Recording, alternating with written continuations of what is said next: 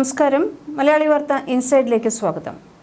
ഖമനേയിയെ ചിതറിച്ചതോടെ Israel America പണി നിർത്തി എന്ന് കരുതിയെങ്കിൽ തെറ്റി. ഇറാനിലേക്കുള്ള സൈനിക നടപടി തുടങ്ങിയിട്ടേ ഉള്ളൂ. ടെഹ്റാൻ പിളർത്താൻ അമേരിക്കൻ കാലാൾപ്പട ഇറങ്ങുന്നു എന്ന സൂചന പുറത്ത്. ഇതുവരെ ഇസ്രയേൽ അമേരിക്ക സംയുക്തമായി വ്യോമ നാവിക ആക്രമണമാണ് നടത്തിയത്. എന്നാൽ കരയുദ്ധത്തിനു കൂടി അമേരിക്ക തയ്യാറെടുക്കുന്നു എന്ന അഭ്യൂഹം പരക്കുന്നതോടെ ലോകം വിറയ്ക്കുന്നു. അത്ര എളുപ്പമാണോ ഇറാനിൽ കരയുദ്ധം എന്ന ചോദ്യം ഉയർത്തുകയാണ് യുദ്ധതന്ത്രജ്ഞർ. ആയത്തുള്ള അലി ഖമനേയിയെ ഉന്മൂലനം ചെയ്ത് ഇസ്രയേലാണ് എന്ന ഒറ്റ കാരണം കൊണ്ട് ഇറാൻ ജനത ഒറ്റക്കെട്ടായി മാറുകയാണ്. വിദേശത്ത് ജീവിക്കുന്ന ഇറാനികൾ ആഹ്ലാദ പ്രകടനം നടത്തുന്നു എങ്കിലും അതൊക്കെ ചെറിയ ഗ്രൂപ്പുകൾ മാത്രമാണ്. ഇസ്രയേലും അമേരിക്കയും വ്യോമ നാവിക സേനകളെ ഉപയോഗിച്ചുള്ള ആക്രമണമാണ് നടത്തുന്നത്. അതിലവർ വിജയിക്കുകയും ചെയ്യും. പക്ഷേ മതം തലയ്ക്ക് പിടിച്ച 6 ലക്ഷത്തോളം വരുന്ന ഇറാനിയൻ ആർമിയെ അവിടെ പോയി കരയുദ്ധത്തിൽ നേരിടുക അത്ര എളുപ്പമല്ല. അങ്ങനെ ഒരു മണ്ടൻ തീരുമാനം ഇസ്രയേലും അമേരിക്കയും എടുക്കുമോ എന്നതാണ് ചോദ്യം. മിഡിൽ ഈസ്റ്റിലെ സംഘർഷം പുതിയ തലത്തിലേക്ക്. ഇറാന്റെ മണ്ണിലേക്ക് അമേരിക്കൻ കരസേനയെ അയക്കുന്ന കാര്യം തള്ളിക്കളയാനാവില്ലെന്ന് US പ്രസിഡന്റ് ഡൊണാൾഡ് ട്രംപ് വ്യക്തമാക്കി.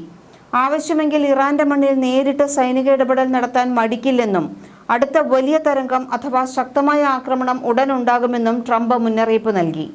ഇറാനെ പിടിച്ചെടുക്കുകയാണ് ലക്ഷ്യമെന്ന് പറയുകയാണ് ട്രംപ്. കരസേനയെ ഇറാനിലേക്ക് അയക്കുന്നതിനെക്കുറിച്ച് ന്യൂയോർക്ക് പോസ്റ്റ് നൽകിയ അഭിമുഖത്തിലാണ് ട്രംപ് മനസ്സ് തുറന്നത്. കരസേനയെ അയക്കില്ലെന്ന് എല്ലാ പ്രസിഡന്റുമാരും പറയുമായിരിക്കും, പക്ഷേ ഞാൻ അങ്ങനെ പറയില്ല. ഒരുപക്ഷെ നമുക്ക് അവരുടെ ആവശ്യം വരില്ലായിരിക്കാം, എന്നാൽ അത്യാവശ്യമെങ്കിൽ അവർ അവിടെ ഉണ്ടാകും എന്ന് ട്രംപ് പറഞ്ഞു. ഈ സൈനിക നീക്കത്തിന് അമേരിക്കൻ ജനതയുടെ ഇടയിൽ പിന്തുണ കുറവാണെന്ന സർവേ റിപ്പോർട്ടുകളെ 27% മാത്രം പിന്തുണയേ ഉള്ളൂ. ഇതിനെ താൻ ഭയപ്പെടുന്നില്ല എന്ന് അദ്ദേഹം കൂട്ടിച്ചേർത്തു. ഭ്രാന്തന്മാർ നയിക്കുന്ന ഒരു രാജ്യത്തിന്, അതായത് ഇറാന്, ആണവായുധം ലഭിക്കാൻ അനുവദിക്കില്ലെന്നും ഇത് ലോകത്തിന്റെ സുരക്ഷയെ ബാധിക്കുന്ന കാര്യമാണെന്നും അദ്ദേഹം ആവർത്തിച്ച് വിശദീകരിച്ചു. അമേരിക്കയും ഇസ്രയേലും സംയുക്തമായി നടത്തുന്ന ഓപ്പറേഷൻ എപ്പിക് ഫ്യൂറി ഇതിനോടകം തന്നെ ഇറാൻ ഭരണകൂടത്തിന് വലിയ ആഘാതം ഏൽപ്പിച്ചിട്ടുണ്ട്. ഇറാൻ പരമോന്നത നേതാവ് ആയത്തുള്ള അലി ഖമേനിയുടെ വധത്തിനു പുറമെ നിരവധി ഉന്നത ഉദ്യോഗസ്ഥരെയും അമേരിക്ക വധിച്ചു. ഇറാന്റെ വ്യോമാതിർത്തിയിൽ തങ്ങൾ പൂർണ്ണ ആധിപത്യം സ്ഥാപിച്ചതായി joint chiefs chairman general Dan Caine അറിയിച്ചു. ഇതേസമയം മേഖലയിലാകെ ഇറാൻ വലിയ രീതിയിലുള്ള മിസൈൽ ഡ്രോൺ ആക്രമണങ്ങൾ തുടരുകയാണ്. Saudi Arabia, Qatar, Kuwait, UAE എന്നിവിടങ്ങളിലെ അമേരിക്കൻ കേന്ദ്രങ്ങൾക്ക് നേരെ ഇറാൻ നിരന്തരം ആക്രമണം നടത്തുന്നു.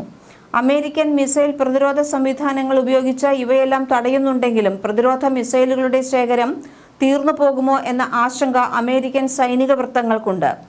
ഇറാനിലെ സൈനിക നീക്കം 4 മുതൽ 5 ആഴ്ച വരെ നീണ്ടുനിന്നേക്കാമെന്നും ട്രംപ് വ്യക്തമാക്കി. 2021 അഫ്ഗാനിസ്ഥാനിൽ നിന്ന് പിന്മാറിയ ശേഷം അമേരിക്ക നടത്തുന്ന ഏറ്റവും വലിയ വിദേശ സൈനിക വിന്യാസമായിരിക്കാം ഇത്. ഇറാനെതിരായ സൈനിക നീക്കത്തിൽ ആദ്യം വിമുഖത കാണിച്ച അറബ് രാജ്യങ്ങൾ ഇറാൻ അവരെ ലക്ഷ്യമിട്ടതോടെ നിലപാട് മാറ്റിയെന്ന് US പ്രസിഡന്റ് ഡൊണാൾഡ് ട്രംപ് പറയുന്നു. യുദ്ധത്തിൽ സജീവമായി പങ്കാളികളാകാൻ അവർ ശ്രമിക്കുന്നുവെന്നും ട്രംപ് പറഞ്ഞു. ഞങ്ങൾക്ക് ഇത് നിയന്ത്രിക്കാൻ, അതായത് യുദ്ധം നിയന്ത്രിക്കാൻ കഴിയുമെന്ന് അവരോട് പറഞ്ഞപ്പോൾ അവർ പങ്കാളികളാകാൻ സന്നദ്ധത പ്രകടിപ്പിച്ചു. ട്രംപ് CNN പറഞ്ഞത് ഇതാണ്.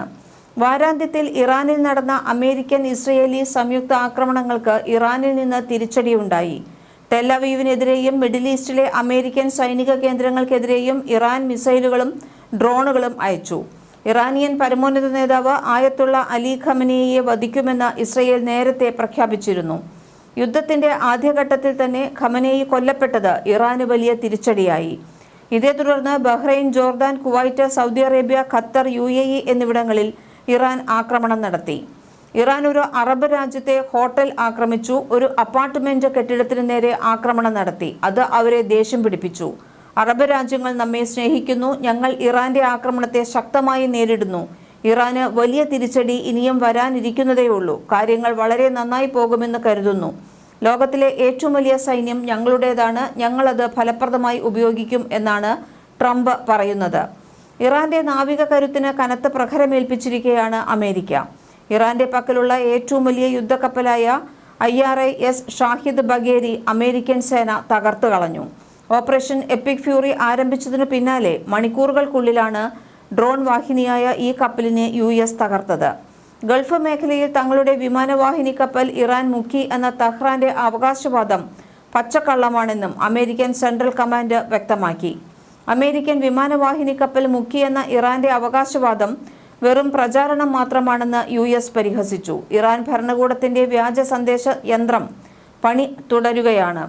അമേരിക്കൻ വിമാനവാഹിനി കപ്പൽ മുക്കി എന്നത് തെറ്റായ അവകാശവാദമാണ്. ഈ യുദ്ധത്തിൽ തകർക്കപ്പെട്ട ഏക വിമാനവാഹിനി ഇറാന്റെ ഡ്രോൺ കപ്പലായ ഷാഹിദ് ബഗേരി മാത്രമാണ്, സെൻട്രൽ കമാൻഡ് പ്രസ്താവനയിൽ പറയുന്നു. കമേഴ്സ്യൽ കപ്പലായിരുന്ന ഷാഹിദ് ബഗേരിയെ 2022 ഇറാൻ യുദ്ധക്കപ്പലായി മാറ്റിയത്. ഹെലികോപ്റ്ററുകൾക്കും ഡ്രോണുകൾക്കും മിസൈൽ പ്രതിരോധ സംവിധാനങ്ങൾക്കും പ്രവർത്തിക്കാൻ കഴിയുന്ന 180 മീറ്റർ നീളമുള്ള റൺവേയാണ് ഇതിൽ ഉണ്ടായിരുന്നത്. ആയത്തുള്ള അലി ഖമേനിയുടെ വധത്തിനു പിന്നാലെ അമേരിക്കൻ കേന്ദ്രങ്ങൾക്കും സഖ്യരാജ്യങ്ങൾക്കും നേരെ ഡ്രോൺ ആക്രമണം നടത്താൻ ഇറാൻ ഉപയോഗിച്ചിരുന്നത് ഈ കപ്പലായിരുന്നു. യുദ്ധം തുടങ്ങിയ ശേഷം ഇതുവരെ ഇറാന്റെ 11 നാവിക കപ്പലുകളാണ് US മുക്കിയത്. മിഡിൽ ഈസ്റ്റിൽ പുകയുന്ന യുദ്ധം സമാനതകളില്ലാത്ത നാശത്തിലേക്കും ഭീതിയിലേക്കുമാണ് നീങ്ങുന്നത്. ഒമാൻ ഒഴികെയുള്ള ഗൾഫ് രാജ്യങ്ങളെല്ലാം ഭീതിയുടെ നിഴലിലാണ്. ഒമാന്റെ മണ്ണിൽ ഇറാൻ ആക്രമണം നടത്തിയിട്ടില്ല, എന്നാൽ കടലിൽ ആക്രമിക്കുകയും ചെയ്തു. ഒമാൻ അതിർത്തിയിലൂടെ പോകുന്ന കപ്പലുകളാണ് ഇറാന്റെ ആക്രമണത്തിന് ഇരയായത്. അതിനിടെ സൗദിയിലെ അമേരിക്കൻ എംബസിയിലേക്ക് ഡ്രോൺ ആക്രമണമുണ്ടായി. ഈ സമയം അവിടെ ആരും ഉണ്ടായിരുന്നില്ല. കെട്ടിടത്തിന് നാശനഷ്ടം ഉണ്ടായി. ഖമേനിയുടെ വധത്തിന് പ്രതികാരമായി ചുവന്ന കൊടി ഉയർത്തിക്കൊണ്ട് US-നും ഇസ്രയേലിനുമെതിരെ സമാനതകളില്ലാത്ത പ്രത്യാക്രമണം നടത്തുമെന്ന് ഇറാൻ പ്രസിഡന്റ് മസൂദ് പെസഷ്കിയാൻ പ്രഖ്യാപിച്ചതോടെ വരും ദിവസങ്ങളിൽ മേഖല കൂടുതൽ പ്രക്ഷുബ്ധമാകാൻ തന്നെയാണ് സാധ്യത. മധ്യസ്ഥതയ്ക്ക് ഒരു രാജ്യത്തിനും കഴിയുന്നില്ല. ഇതോടെ യുദ്ധം നീളാനുള്ള സാധ്യതയാണ് ഇപ്പോൾ തെളിയുന്നത്. ശനിയാഴ്ച പുലർച്ചെ അമേരിക്കയും ഇസ്രയേലും സംയുക്തമായി നടത്തിയ അതിശക്തമായ വ്യോമാക്രമണത്തിൽ ഇറാൻ പരമോന്നത നേതാവ് ആയത്തുള്ള അലി ഖമേനിയും 50ഓളം ഉന്നത സൈനിക കമാൻഡർമാരും കൊല്ലപ്പെട്ടതോടെയാണ് മേഖലയിൽ സംഘർഷം ആളിപ്പടർന്നത്. ഇറാൻ ഭരണകൂടം നൽകിയ സ്ഥിരീകരണത്തിന് പിന്നാലെ ഗൾഫ് മേഖലയിലാകെ ഇറാൻ അനുകൂല സേനകളുടെയും ഇറാന്റെയും പ്രത്യാക്രമണം ആരംഭിച്ചു കഴിഞ്ഞു. ബഹ്റൈനിലെ മനാമയിൽ ജനവാസ മേഖലയിലുള്ള ആകാശ ഗോപുരത്തിന് നേരെ ഇറാനിയൻ ചാവേർ ഡ്രോൺ ഇടിച്ചു കയറിയത് ഭീകരമായ ദൃശ്യമായിരുന്നു.